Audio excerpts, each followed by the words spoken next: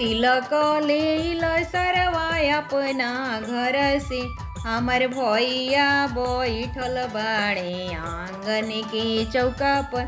फुलहा से टलेल सरवा बरतन पूरा न हो, यही आंगन बीचे तोहरा के बान्हवी हो।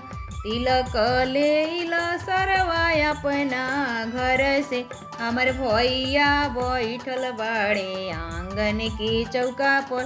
पीतल से टलेल सरवा बरतन पूरा न हो, यही आंगन बीचे तोहरा के बान्हवी हो।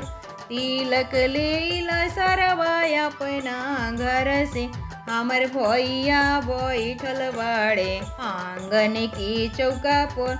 चैन लेल सरवा पूरा न हो, यही आंगन बीचे तोहरा के बान्हवी हो।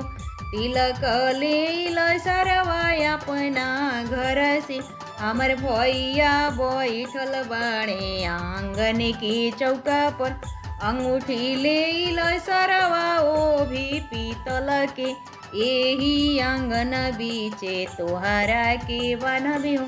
घड़िया लेल सरवा ओ भी डुबुल के टाहो, यही आंगन बीचे तोहरा के बान्हवी हो।